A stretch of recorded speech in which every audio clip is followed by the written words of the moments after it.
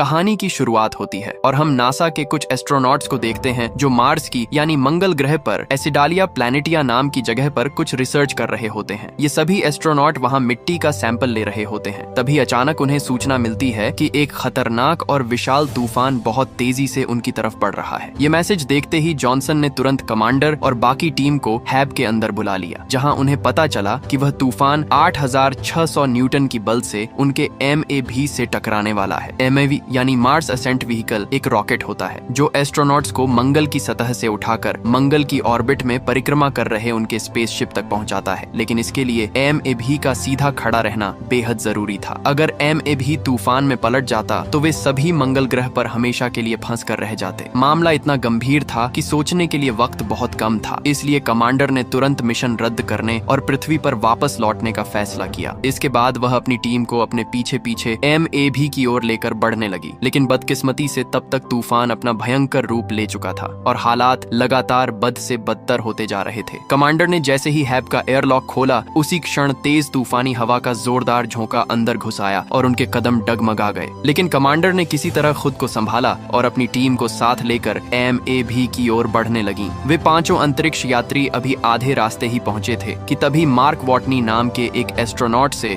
उनके हैब का टूटा हुआ एंटीना आकर जोर से टकरा गया, जिससे मार्क किसी तिनके की तरह हवा में उड़ता हुआ उस भयंकर तूफान में कहीं गुम हो गया। इतने में ही मार्टिनेज को अपने कंप्यूटर पर मार्क के स्पेस सूट से ऑक्सीजन लीक होने का सिग्नल मिला, जिसे देखकर मार्क के साथियों में खलबली मच गई। अगर मार्क के स्पेस सूट की सारी ऑक्सीजन बाहर निकल गई तो वह कुछ ही सेकंड्स में मारा जाएगा। ये जानने के बाद कमांडर और उसकी टीम अपनी पूरी जान लगाकर मार्क को ढूंढने में जुट गए। लेकिन उस भयंकर तूफान में एक दूसरे को देख पाना भी लगभग नामुमकिन था। वे सिर्फ सिग्नल की मदद से ही एक दूसरे से जुड़े हुए थे और मार्क से तो उनका संपर्क पूरी तरह टूट चुका था। आखिरकार वे मार्क को ढूंढने में नाकाम रहे। उधर दूसरी ओर MAV लगातार झुकता जा रहा था। कुछ पल के लिए कमांडर सन्न रह गईं, लेकिन वह जानती थीं कि एक के लिए बाकियों की जान दांव पर नहीं लगाई जा सकती। इसलिए बेक ने यह मान लिया कि बिना ऑक्सीजन के मार्क अब तक इस दुनिया से जा चुका होगा। ये सुनकर कमांडर भी आंखों में आंसू लिए MAV पर लौट आईं। इससे पहले कि MAV पूरी तरह पलट जाता, कमांडर ने उसे लॉन्च करने का आदेश दे दिया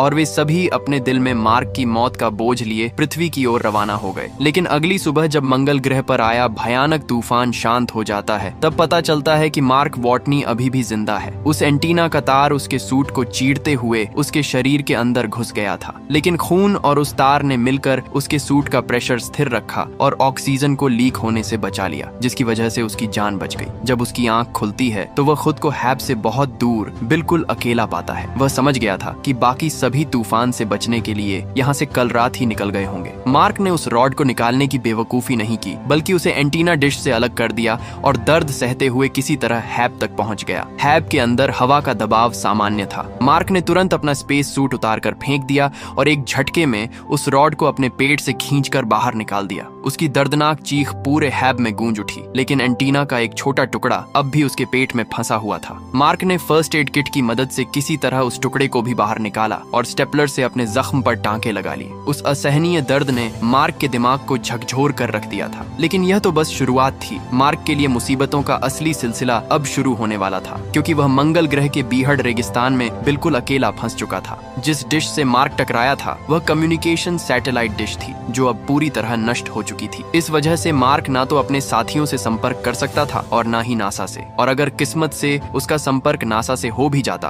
तो मंगल ग्रह तक कोई भी मदद पहुंचाने में नासा को कम से कम 4 साल का समय लगेगा। और इस वक्त मार्क जिस हैब में खुद को सुरक्षित महसूस कर रहा था, उसे सिर्फ 31 दिन तक टिकने के लिए बनाया गया था। अगर उससे पहले ऑक्सीजन मशीन खराब हो जाती है तो मार्क दम घुटने से मर जाएगा। अगर वाटर रिक्लेमर यानी पानी साफ करने वाली मशीन खराब हो जाती है तो वह प्यास से मर जाएगा। लेकिन अगर किसी चमत्कार से हैब ज्यादा दिन तक टिक भी जाता है और कोई दुर्घटना भी नहीं होती, तब भी मार्क के पास इतना खाना नहीं है कि वह 4 साल तक जिंदा रह सके। अब हर हाल में मार्क का मरना तय ही लग रहा था। यह सोचकर वह मायूस हो गया। उसने ये सारी बातें अपने कंप्यूटर जर्नल में रिकॉर्ड की और आखिरकार मौत के इंतजार में एक जगह बैठ गया। अगले 2 दिनों तक वहाँ तूफान का कहर जारी रहा। इस बीच मार्क को हर पल मौत का खौफ सताता रहा। वह अब समझ चुका था कि वह यहाँ मरना तय है, क्योंकि उसके पास पर्याप्त मात्रा में खाना और पानी नहीं है और न ही नासा से संपर्क करने का कोई तरीका। तभी उसने ठान लिया कि मैं बिना कोशिश किए यूं ही मंगल ग्रह पर मरने वाला नहीं हूँ। इसलिए उसने कुछ ऐसा सोचा जो पहले कभी किसी ने नहीं किया। मार्क ने एक सर्वाइवल प्लान बनाया, जिसमें उसने सोचा कि वह नासा के एरिस 4 मिशन का इंतजार करेगा और जब वह मार्च पर आएगा तब मार्क उनके साथ ही वापस चला जाएगा। लेकिन एरिस 4 मिशन को लॉन्च होने में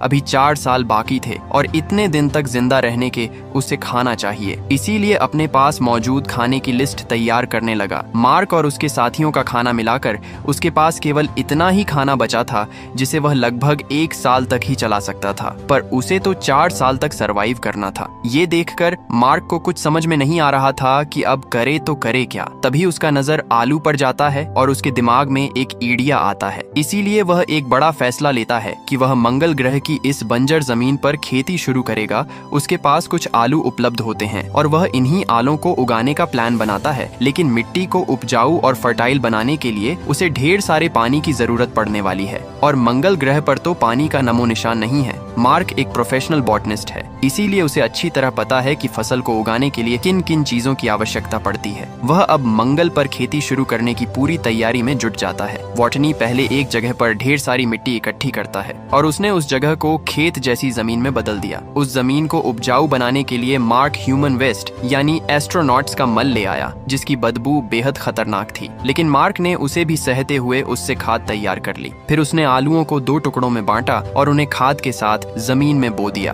ताकि वे उग सकें, लेकिन अब उसे पानी तैयार करना था। अच्छी बात यह थी कि मार्क को पता था कि पानी कैसे बनाया जा सकता है। हाइड्रोजन और ऑक्सीजन को मिलाकर जलाने से पानी बनता है और इस काम को करने के लिए वॉटनी के पास जरूरी सारे साधन मौजूद थे। जब वह पहली बार हाइड्रोजन में ऑक्सीजन मिलाता है तो एक जबरदस्त विस्फोट हो जाता है, क्योंकि वह कमरे में मौजूद ऑक्सीजन की मात्रा को कैलकुलेट नहीं करता जो उसकी सांसों से लगातार निकलती रहती है। लेकिन अगली बार वह हाइड्रोजन और ऑक्सीजन को सही अनुपात में मिलाकर जलाने में सफल हो जाता है और अब वहां पानी बनना शुरू हो जाता है। दरअसल इस प्रक्रिया से वाष्पीकरण होता है, जिससे वहां पर पानी की छोटी छोटी बूंदें बनने लगती हैं और उसकी मिट्टी को जितने पानी की जरूरत होती है वहां पर पानी तैयार हो जाता है और कुछ दिनों के बाद वहां पर पहला पौधा अंकुरित होता है, जिसे देखकर मार्क को बहुत ज्यादा खुशी मिलती है। वहीं दूसरी तरफ पृथ्वी पर नासा ने मीडिया को यह बता दिया कि मार्क वॉटनी अब इस दुनिया में नहीं रहे। पूरी दुनिया में यह खबर आग की तरह फैल गई और उसका अंतिम संस्कार भी कर दिया गया। इसके बाद अगले दिन विंसेंट कपूर को दिखाया जाता है, जो नासा के कार्यालय पहुंचकर नासा के डायरेक्टर से सैटेलाइट को मिशन एरिस 3 के साइड की तरफ मोड़ने को कहते हैं, लेकिन डायरेक्टर टेडी सैंडर्स उन्हें ऐसा करने से मना कर देते हैं, क्योंकि अगर उन्होंने ऐसा किया तो मार्क वॉटनी की लाश पूरी दुनिया के सामने दिखाई पड़ सकती थी। इससे नासा की इमेज खराब हो सकती थी और आने वाले मिशनों के लिए फंड जुटाने में भी मुश्किलें आ सकती थीं। लेकिन विंसेंट कपूर हार मानने वाले नहीं थे। उन्होंने एरिस 3 मिशन एरिया के कोऑर्डिनेट्स यानी मिंडी पार्क को भेजा।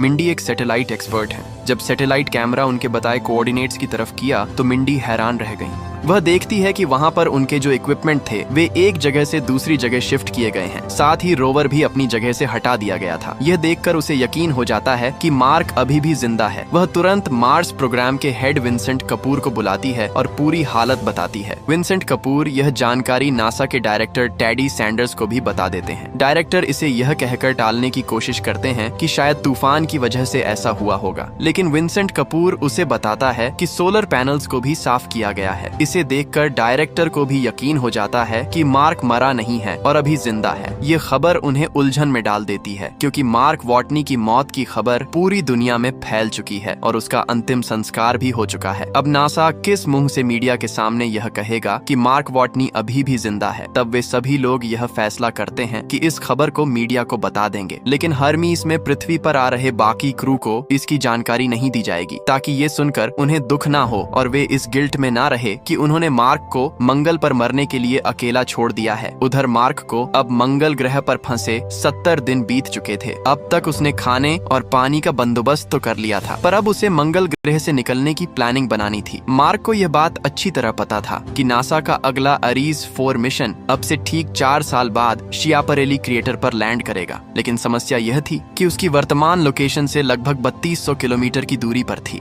मंगल से जीवित निकलने का अब उसके पास यही एक रास्ता था कि वह किसी तरह 4 साल बाद उस स्थान पर पहुंचना होगा। मार्क ने कैलकुलेशन की कि वहां तक पहुंचने में उसे लगभग 50 दिन का समय लगेगा। उसने फौरन अपनी तैयारियां शुरू कर दी। उसके पास एक रोवर था जो चलने की हालत में नहीं था, लेकिन मार्क ने अपना साइंटिफिक दिमाग लगाया। उसने खराब रोवर के जरूरी पार्ट्स निकालकर दूसरे वर्किंग रोवर में फिट कर दिए। इस मॉडिफिकेशन के बाद अब उसका रोवर इतनी लंबी